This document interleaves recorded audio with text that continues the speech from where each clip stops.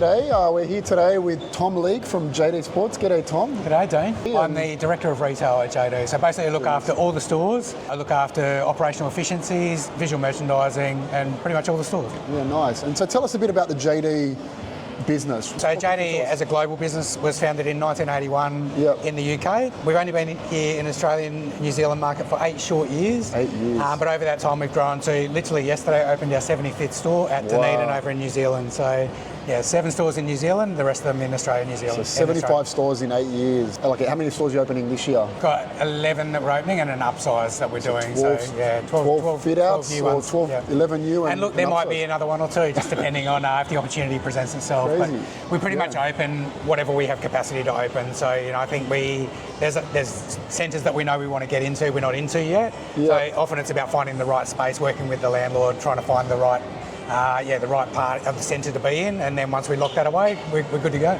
It's a well-known brand now in Australia, even though it's only been here 8 years. Tell me a bit about the brand. We're all about youth culture. I think everything we do is anchored to youth culture, from the team that we hire, from the product that we have, the way that the stores are built. And even the partners that we have behind the scenes, our charity partners, are all about youth culture. Yeah, I mean, we can hear the music. I'm not sure if the music's coming through, but we can hear the music definitely fits the... It's a vibe. Fits the vibe. It's a vibe. We're noticing a bit of an uptick in people wanting to buy performance product, but interestingly, some of it for performance, but some of it for fashion. So there's an Adidas Evo shoe at the moment, which is quite a well-known shoe. It's a beautiful shoe to run in, but people are wearing it equally for fashion. I saw that with leisure wear being a thing where people are wearing it not just for... very much so, very much. Our customers are really looking for newness. What can they get here that they can't get anywhere else? Probably one of our key points of difference is the amount of exclusive product that we have at JD. At any given point in time, we can have a look when we get in there, but we identify it using these only at JD tags. But there's hundreds of products in there that you can't get anywhere else, and that's a real point of difference for us as well. And our buyers do a tremendous job of actually recognising what's new, what's on trend, what can they get in. We get in and out of product quite quickly as well, so I think that's that high demand for product, and people know that if they miss out, they can miss out, that's a real thing. So creating FOMO, big time, exclusivity, so there's that real sort of feel for... Hugely. If I don't come in here, I might miss out on something cool. That's right. And ASICS is a really good example of that, where our buying team have worked through with ASICS to create exclusive product here, not just in footwear, but a full top-to-toe look. And the demand, we had Hughes literally around the corner here when we did that release on that opening day. I think that's a real change in fashion in general over the years that I've seen, that if you look back in the 80s and 90s, everybody wanted to wear Jordans or whatever. Like today, people want to be unique. They don't want to have what everybody else has. And so I love that you guys have got some of these unique and we're really proud of that. I think we worked really hard, and the buying team again worked really hard to secure that, and then that's backed up by really solid marketing activity across all channels that really get it to the eyeballs that we want to see it. Yeah, and tell us about the visuals. I mean, you get here. I know that when I'm walking through a shopping centre, I don't even have to read the signage to know that it's a JD store. Tell us about the visuals of JD. How does that work? We work really closely with our UK team. Obviously, they've been well established over there for the best part of 40 years over there. We really work very closely with them, and the consistency with how we show up is really, really important. Not just in our market, but globally. It's really important. I mean, I'm looking at the digital signage here. Obviously, it catches your eye. It's the movement. We talk about youth culture. Hoodrich is an exclusive brand that we have in our store. And it really resonates with the local customer. We're in Western Sydney today at Parramatta, and it is core JD customer, right? You look at the people on the screen here, this is our market, it's who we're talking to. So Forever Forward, I noticed that. What's that all about? Yeah, Forever Forward's a global campaign, so it's always, again, connecting back to that youth culture, but always having one eye on the future. This is, as I said, it's a global campaign, this one, and then we apply it in our local market as we see relevant as well. So it's a real anchor point for us, so it's not a campaign that lasts for 6 weeks and then we're on to the next thing. Forever Forward was launched in our business, I'm going to say, just under a year ago. And then it'll continue to evolve over the journey, but that's something that'll be around in the business for some time to come. Sounds good. Well, let's go head in and have a look at some stuff. Notice here it says, if it's not here, it's free. We ship it to you for free. So, for example, a lot of the time we find this in footwear. We've got this thing called the kiosk. If you're looking for a size 9 in a particular shoe, and for some reason we've sold out that day, it might be late on a Saturday afternoon, and we've had a busy day, we can order it through the kiosk and we send it to your home for free. Great experience, I think. Yeah, definitely. It encourages people to come in store because they know if they don't get that's it, right. And they'll find a way to get it. Some stores do, 7-8% of their weekly trade is done through the kiosk. Wow. So okay. so it's a really nice function to have that. I notice this part of the store is really well lit, obviously, and lighting is a key factor, is it? Yeah, big time. And how we show up, so this is women's wear. Yeah. So we have, sometimes we'll have like a shop-in-shop. So we've got Nike shop-in-shop at the front here. Nike's a really strong brand for us. And typically the store would lay out, in priority order in terms of best product at the front. Okay. So that it's easy for the customer to find. If they're looking for it, then we don't want to make them go hunting for it. Yeah. That's a big thing. Who figures out what goes where? Is that prescribed to them? We've got planogram? We've got a what we call a run order, so we kind of just have a rough way that we lay the store out, but then we give the store a bit of opportunity. We share with them company best-selling product as well as their own best-selling on a daily basis, and we really encourage them to make sure that they, within the area, are making sure that best-selling product for their customer is in the right place. Yeah. So show us some of the exclusives that you guys have. Yeah. Well, they're everywhere. So here's this one. So this is part of that collection where we had the white. I'd love to show you the white, but that literally sold out. Sold out. We've had one restock, and both times it sold out within 15 minutes. Yeah. Like nationally. So this is where we're looking at some of this light teal colour, the black, the white, and then there's a complementary textiles range over there. And then looking at the only JD tags. And then we talk obviously shoe care. That's a big one for us as well. So make sure that a lot of sneakers that we sell are white. Yep. So we want to make sure that they are looked after and cared for. But look, we do daily deliveries to the store. So I think being in stock, I touched on it before, really important. I mean, there's nothing more frustrating than coming to a store, you're excited to buy a product, and if we don't have it, that's really. And you're going to have to ship it to them for free. Which I will, and that's okay. But I would rather you leave the store with your product. Feel good about that. You've made the effort to come to the store. We want you to go home, feel good about it. Are you balancing stock around the stores? Is it all the time? Constant IBTs that we're moving around. So if there's higher demand in this store, lower demand in another store, we'll take that stock and bring it into the store that needs it. We might, just while we're here, a separate sort of thing. What are you guys doing around AI with store systems, processes? We're really using it quite closely on replenishment and how we do initial allocations into stores, so largely on the planning function. So at the front here, we've got a new drop that we've just had in from New Balance. So this particular one came in and it's in and out, and literally the customers responded to it really well. It only literally hit the floor yesterday. And you can already see we've got some size issues here, in that we're out of stock on a couple of sizes there. So hopefully that'll be on today's delivery. We can get back in stock again. But you talk about high heat product, it's not just in footwear, we see it in textiles as well. And talk to us about culture and staff. How do you... That is our key point of difference, Dean. I think when it comes to the team and the people that work in our business, we have an average age that's quite young in our business, it's 20. But that's what we're about. We are about youth culture, so there's nothing better than matching that. But we hire people with great attitudes that are going to engage with you, that are going to give you a vibe. And we talk about vibes a lot in this business. You can hear it in the music. It's who we are. There's plenty of other retail out there where you get the sort of standard greeting, but we want you to have fun when you come into our stores. We want you to feel energised when you come into our stores. So we zone the way that we service within the store as well. So we'll have usually someone at the front door that's just welcoming you and greeting you to the store. That's a really important role because they set the standard, they set the tone for what happens in the store. Then we've got dedicated specialists that will work with you in textiles here, for example, and then we try and encourage them to sort of cross-shop between departments, but then we sort of have a bit of a handover. Something that's been probably helping us with that lately is we've recently introduced into the business a mobile POS function. So our handheld device that we use, we can now have the ability to transact that. So instead of having to go and line up and process your sale at the register, I can basically act like a personal shopper for you. I can shop you in here, we can go and buy you some shoes, and then we can put you in a bag and see you on your way. And we could literally buy something here with a POS 100%. and check it out, and then we can just go that way. They don't have to go back to the store. Love it. Does that POS provide the customer service person any additional information to help them with the sale in any way, or? It's about speed, really. Just about speed, convenience. Totally. We've seen biggest uptake in it is in our city stores as well, because again, you're on a lunch break, you want to get in, you want to get out. That's been really helpful for us in there. And do you have would you like fries with that question or anything like that? It's all about socks. We measure socks. Okay. We love selling socks. We sell a lot of socks.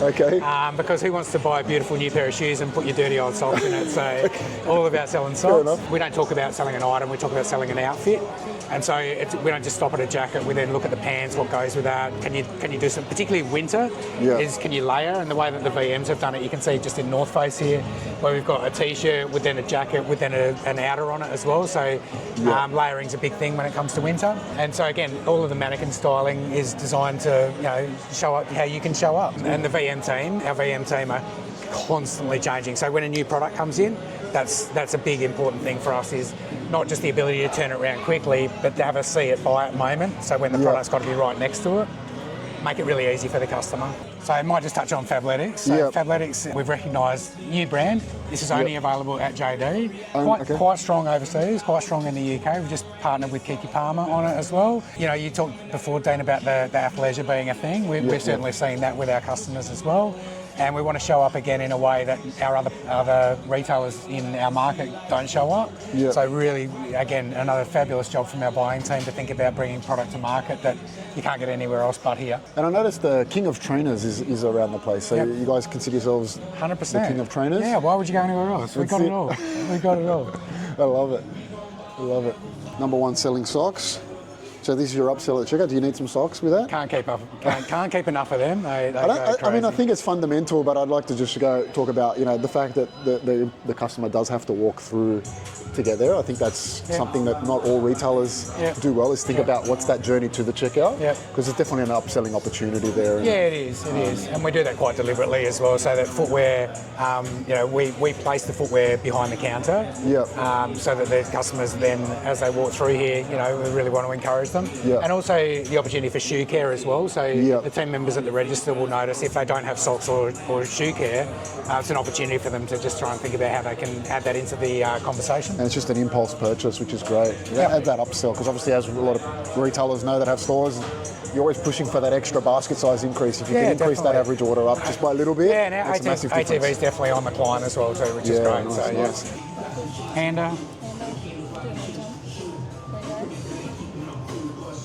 so this, just to talk it through while we're pulling it up, this is something that we would use if you didn't want to have to go and line up, then you can transact through using our mobile POS device. Or alternatively, if we didn't have your size available, we can also order that through here. As we were talking about earlier, this is where we would ship it to your home for free for you, which the team do a great job on. And just talk to me a little bit more about collaborations and how that happens with the different departments. I'll touch on Dunedin at the moment, actually, because we literally opened this store yesterday. And what our marketing team do is a super, super awesome job of going really local, using local talent in the market that's going to resonate with the market that they're in. So we will use different talent there to what we would use in Western Sydney. When you say talent, what are they actually? They might be rappers, they might be in the music industry, they might be in fashion, they're influencers, all channels, and we're going and showing up early. So again, I'll refer back to the ASICS collaboration we did before. That was seeded out to a lot of those communities and partners a couple of months before the product actually launched. So it was about building heat, getting into the community, getting on the screens of the people that we wanted to see that product. It's about them having access to product that we know that they really, really want, but using local talent, so it has real meaning for them. It's not just something that we feel like we're paying someone that has to be in all markets, but that local relevance is super, super critical, particularly when it comes to music and that youth culture piece as well. And so, talking about local stuff there, what do you do with social? Like, do your store managers have access? Do the stores have their own social accounts? What's the social strategy? It's really driven by marketing and our digital teams, but they will often use store talent for it, and so we've got some incredibly creative humans in our business as well. So they'll do some stuff shop floor where they'll talk about their favourite products, but then they'll talk about what they do in life as well. So I'll give you an example. One of our area visual merchandise team is a DJ, and so they'll work with her on certain things and get her involved in certain products because she's in the market and she's talking to our customers, she's hanging out with our customers. She's the target market as well. 100%. I love the concept of last chance instead of clearance. Tell us about it. Well, look, it's still good product, right? We've got the Nike Shocks at the top here, great colourways. We might only have 2 or 3 sizes available. And so we'll give you an offer on it, we'll give you a chance, but it's not about, as you say, it's not about cheapening the product because it's still really highly desirable product. I mean, like this Pegasus, been available for a while. So we'll give you a bit of an incentive to buy it, but they're a great product. MX95s. This product was only launched about 6 weeks ago. So why is it on last chance? Because it is last chance. It's legitimate genuinely last chance. size availability on most of it. Yeah. So Salomon, really hot brand at the moment as well. That's working really well. And once it's gone, it's gone. That particular range is not coming colour, back. correct. We've got Xavier, who's our footwear department manager, is ordering a shoe up. So when a customer's ordering a shoe in a particular size, what we'd like to do is to measure it. And so if you go up to the screen up here, it'll tell you who's ordered the shoe on the left-hand side there, what the shoe is, and then what time it was ordered, and it was waiting. And so out the back in the dock, we also have a similar screen which pops up with a square on it. Yep. Then talks about there's another shoe that's been ordered by another customer. And ultimately, this is about speed of getting that shoe from the back house to the front, because that customer experience, people want to get in, they want to get out, and they don't want to be waiting. Yeah. So we try and get that turnaround time between 60 and 90 seconds to get that shoe from the back to the front, so that the customer's getting that shoe on their foot. The person out here on the shop floor that's scanning the shoe up is not the one that's going out the back to get the shoe. So we use the radios. The team will know when there's a shoe up because they're just in the habit of doing it. But typically the team will say, we're at the start of a day on a Friday here, it's not particularly busy at the moment, so they would typically get on the radio and say shoot up, which basically means there's one on the screen, team member goes and gets it, and then they run it out to the floor. One other thing I noticed is that, we talked about team culture, you talked about customer and your demographic, and then you kind of just pulling it all together, definitely noticed everything kind of is congruent with that theme. You've got the staff, you've got the music, you've got the signage, even the way the signage is designed definitely sort of screams youth culture, the merchandising. I guess you guys think about how that all comes together. It's got to be connected, and I think, again, even the digital elements that we put throughout the store as well too. So MX95 that we had an exclusive global launch on a couple of weeks ago, still high demand for it. That'll rotate into a different style, but just keeping that freshness and newness rolling through our screens is really, really important. You're right, Dean. I think that connectivity and making sure that the customer feels that no matter what part of the store they're in, it all makes sense and is consistent and true with the brand. Really, really important. Tell me about how you manage your team and your staff and interact with your stores. They're everything to us. They work really hard. And I've come from shop floor. I know what it's like, and I think it's really important that you never lose touch with what it's like to be serving that customer. I was in Melbourne a couple of days last week, and 2 of the 4 days that I was there, I ended up serving customers for a couple of hours because you feel for them. It's hard. When we get busy, it's intense. I don't think it can be undersold, that impact of you being at the front line occasionally with teams. Some senior managers kind of focus on what they're doing and don't really get amongst it enough. I think that's pretty cool. Thanks, mate. Is it deliberate strategy, or you just do it because it's fun? It's fun. It's fun. That's why I got into this business in the first place, and helping customers. Nothing makes me happier than. And then it kind of comes back as well because the team respect you for it. I think so. I like having fun with them, but I think it's important to recognise and thank them for what they do, acknowledge when they're doing a really good job. There's a team member that I wish was here today. Her name's Jen. She works in footwear. I was in here with my daughter on a Sunday. She didn't know who I was. It was early on in my journey. And she was serving 4 customers at one time and doing a beautiful job of it. Now, at the time, she tried to help me as well, and I said, no, I'm okay, no worries, and left the store. About half hour came back later, and it was a bit quieter. And I ended up introducing myself to her and telling her who I was and just thanking her and just telling her how spectacular she was and the job that she was doing. Would have loved to have introduced her to her today, but she works Sunday through Thursday. I think just recognising the efforts of the team, I think, Dane's probably the really important thing. As I said, having come from the shop floor, I know how hard it can be sometimes. So I think just that acknowledgement from people and letting them know that you see them and appreciate them, that's a really big thing. I don't think we've got Nike, Adidas. And then we've got Hoodrich here. Tell us a bit about how that all works, the brands work in the store together. I think our buying team work pretty closely and collaborate and are in frequent conversation with our UK team. So I think, when you think about global style trends, and even the UK is a really interesting market of this. It's in northern England, that Liverpool area. Probably you see trends emerging there even before you see them in London as well. So they're sort of like the early adopters. And so I think from a trend point of view, we sort of apply that to our market, and then that's where the buying team are really clever about when and how they bring certain product into our market. And Hoodrich is a classic example of a product that works really well for our core customer, and especially where we are today. you can see it's in a really prominent position within the store. The VM team give it a lot of attention because we know when it shows up and is merchandised really well, it resonates with the customer. Not just in men's, where we happen to be right now, but also in women's and also in what we call JCI, which is junior, children's and infants. Across all three areas of the store, it performs really, really well. But yeah, I think that it's, again, having that exclusivity is something that really resonates with our customer. Our customers know Hoodrich as a brand, and they know this is the only place that they can get it from. Tell us about how you approach discounting, pricing, brand equity. Moving through product. We've all got to do it end of season, end of life cycle, and you've seen it on the last pairs we're doing in textiles. We will pull out the sale rails. We've just come out of a sale period, our mid-season sale. Really successful for us. But what's probably as important is making sure that products like this, and if I look at this G-Star capsule right next to us at the moment, this is just hit, winter's just hitting, and customers are equally interested while they're shopping sale to see what's new. So I think it's that balance between showing newness, which our customers crave, and really come in seeking. They want to be the first to wear it.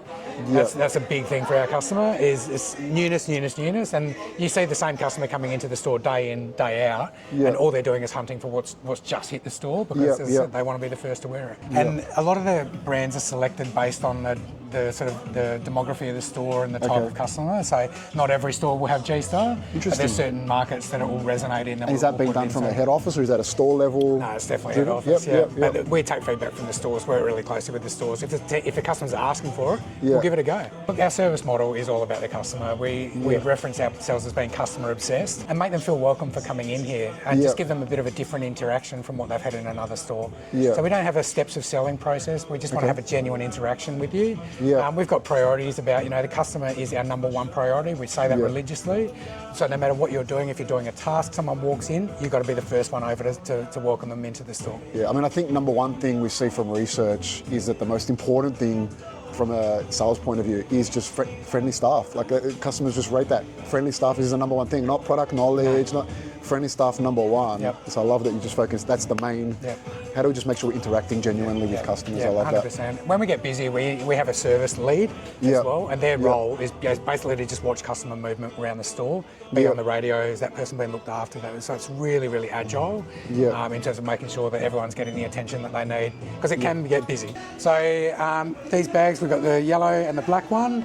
We sell them for $3. We don't make any money on this, but what we do is we connect with local charities, again, connected to youth culture.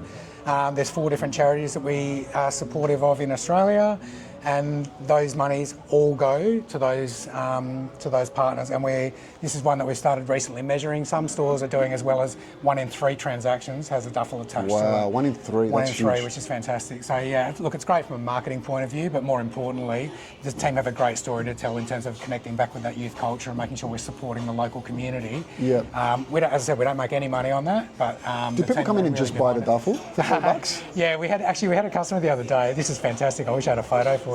He actually bought a whole ton of the yellow ones, and he made an outfit. He's made a hoodie. It's got like a mask that comes up over the front of it, jacket, pants, and all out of the hoodie. So he came and bought the bags. Bought the bags. Built the outfit. That's gold. That's gold marketing. We've put our team in touch with him, so he's given me some ideas for what to wear at our conference, that's for sure. That's so good.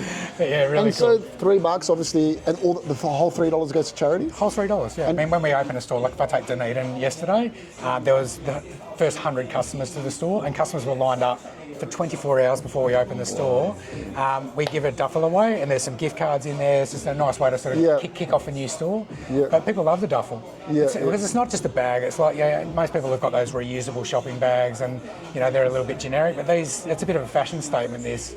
You can put your gear in it, and you're proud to have it sitting across your back. And it's branding, getting the store branding out there. I mean, you just want as many duffel bags, as many big JDs on bags as you can, right? It's not a bad thing when you walk around the centre and you see lots of duffel bags walking around. And people who's bought one knows that person has bought one. They know there's a JD in the centre, right? So it's a good thing. They might not. I love it. I love the strategy. Such a good strategy. I think there's not enough of that either. I think not enough of people doing stuff like that to give back, but also creating a brand experience. Tom, thanks for showing us around the store. Pretty cool to see how you guys do it here at JD and how you manage the team and some of the other themes around loyalty, and it was great to see. So I really appreciate you showing us around. It's my pleasure. Always happy to show off the business. We're really proud of this business. It's awesome. I think it's a pretty special place. So. And you're doing a great job with the team. Definitely, I saw the hugs and the high fives on the way out. So love your work. Thanks, Dave. Cheers, appreciate it.